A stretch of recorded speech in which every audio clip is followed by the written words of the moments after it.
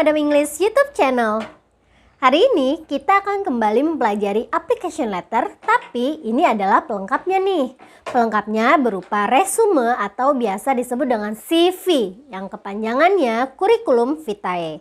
Nah, apa sih isinya CV dan resume itu? Kita lihat sama-sama yuk contohnya. Miss juga akan menjelaskan bagian-bagian yang ada pada CV atau resume. Berikut penjelasannya. Berikut adalah contoh yang akan kita bahas nih. Pertama-tama kamu bisa lihat nih di bagian sini ya adalah Moreno Varan. Ini adalah nama seseorang yang sedang melamar pekerjaannya. Nih, Moreno Varan adalah orang yang akan melamar pekerjaan tersebut. Lalu di sini ada 10 White Street, Lampung, Indonesia. Ini adalah alamat si Moreno Varan. Lalu di sini ada nomor telepon, email, dan ini adalah sosial media dia, link ID ya. Oke, kita lihat ke bawah yuk sekarang. Nah, setelah kamu memberikan informasi tentang nama kamu, alamat, nomor telepon, dan juga email kamu, selanjutnya kamu men-summary profile kamu atau tentang diri kamu ya. Bagaimana sih kamu itu? Nah, kamu jelaskan briefly in one paragraph gitu ya. Kamu bisa bilang nih seperti contoh nih, si Moreno Varan ini akan melamar sebagai customer service di suatu perusahaan. Di sini dia memberitahu bahwa dia itu qualified customer service selama 4 tahun. Nah, jadi dia itu qualified banget deh sebagai customer service. Lalu dia juga bilang, as a customer service representative, I am personable, good at building loyal relationship. Jadi dia merasa bahwa dia itu sangat bagus, sangat pintar dalam membonding antara customer dan juga pihak perusahaannya gitu. Jadi dia juga problem solvingnya bagus, lalu bisa meningkatkan penjualan juga loh sebagai customer service. Lalu dia juga a good listener nih, karena dia bisa memberikan banyak jawaban-jawaban terhadap si customernya gitu. Sebagai customer service dia bisa membantu customernya dengan sangat baik. Nah, jadi di sini dia menjelaskan profil diri dia, seperti apa sih dia gitu dalam summary ini. Selanjutnya yaitu work history. Dalam work history ini kamu menceritakan nih experience kamu selama bekerja. Jadi kamu tuh sudah pernah kerja di mana aja sih? Nah, kamu jelaskan. Jangan lupa dimulai dari pekerjaan yang terbaru sampai yang terawal-awal dulunya ya.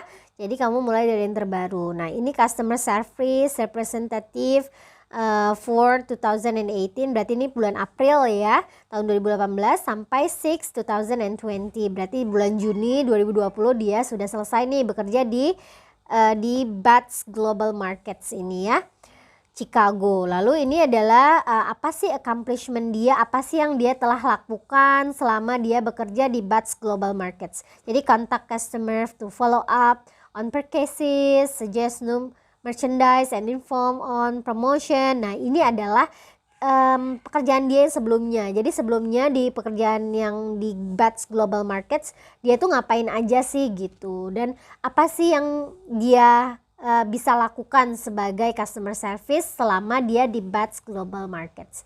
Nah, setelah itu dia menceritakan lagi bahwa dia menuliskan lagi bahwa tahun 2015 sampai 2018 dia juga pernah bekerja sebagai customer service di Food Spotting ini ya, di Chicago juga. Nah, di sini ada beberapa accomplishment dia yang sudah dia lakukan selama di pekerjaannya di Food Spotting. Salah satunya nih contohnya ya, answered average of 100 calls per day, addressing customer inquiries, solving problems, and providing new product information. Jadi dia itu dalam sehari dia sudah bisa nih meladeni atau mengangkat 100 telepon. Berarti kan itu suatu pencapaian yang luar biasa ya.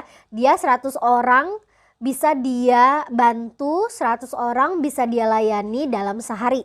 Dan itu adalah nilai plus untuk dia. Dan ini adalah salah satu accomplishment dia gitu, achievementnya dia. Selanjutnya, setelah kamu memberitahu nih pekerjaan kamu, maka kamu perlu memberitahu education background kamu. Education background kamu bisa tuliskan S1 dan S2 kamu saja atau D3 seperti itu juga boleh. Jadi tidak perlu dimulai dari PAUD, TK, SD, aduh kayaknya itu kebanyakan karena kamu tujuannya untuk melamar pekerjaan. Kenapa sih yang terbaru aja Miss? Ya karena biasanya kan kalau kamu sudah kuliah berarti kamu sudah melewati step by step yang dari PAUD, TK, SD, SMP seperti itu ya. Jadi memang biasanya yang terpenting adalah S1 dan S2-nya atau D3 tergantung dari persyaratan yang diminta. Kalau persyaratannya adalah lulusan SMA maka kamu perlu menuliskan boleh tuh SMA mana lulusnya, SMP juga boleh. Nah tapi kalau misalnya diminta S1 ya kamu tulis aja S1 atau D3 seperti itu ya. Selanjutnya sudah kita beritahu identity kita ya, nama, nomor telepon, alamat. Lalu kita memberitahu tentang profil diri kita. Selanjutnya kita memberitahu tentang working history, education background. Selanjutnya nih, tidak kalah penting, kamu perlu menuliskan skill kamu apa. Tada, skill kamu.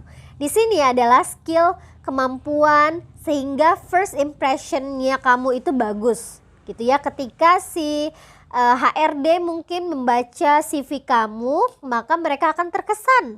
Nah, dari skill kamu ini juga akan mendukung. Yang pertama skillnya di sini ya, international sales support, strategic sales knowledge, exceptional communication skill, stock record management, quality assurance and control.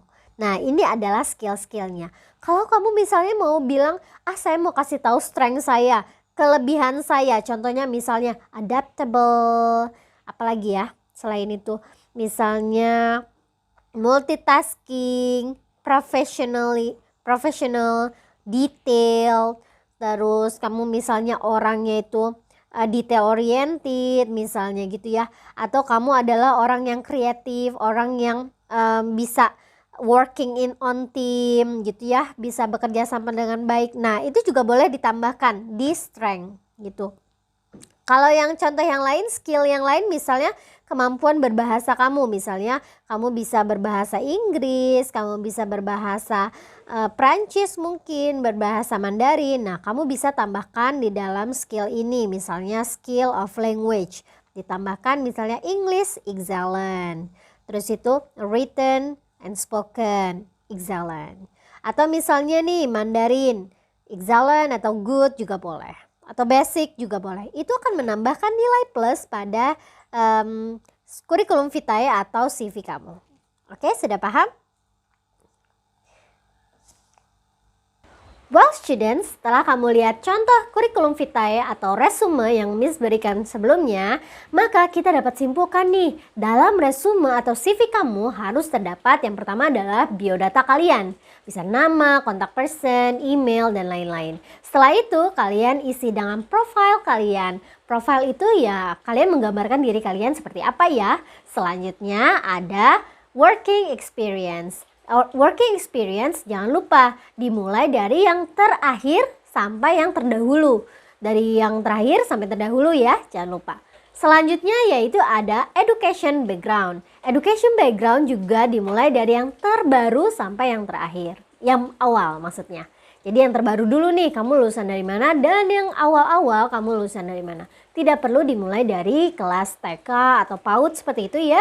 Jadi yang terbaru aja, misalnya S1 atau S2 kalian.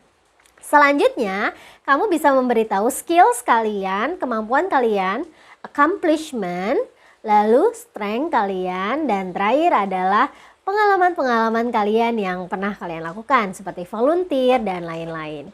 Demikian adalah contoh bagaimana caranya kita membuat CV atau resume. Semoga bermanfaat dan jangan lupa untuk like this video jika kalian suka video ini dan share kepada teman-teman kalian agar teman-teman kalian juga bisa ya menulis CV atau kurikulum vitae. Now, I want you to identify one CV in my website. Silahkan kalian buka missmelatiweb.com dan kalian pilih resume di sana. Di sana ada 3 resume. Kalian pilih 1 resume dan identify this resume. Kalian bisa mengidentify apa aja sih isi dari resume atau CV yang ada dalam website Madam English. Silahkan diklik di description box. Thank you for watching and semoga bermanfaat. Have a great day.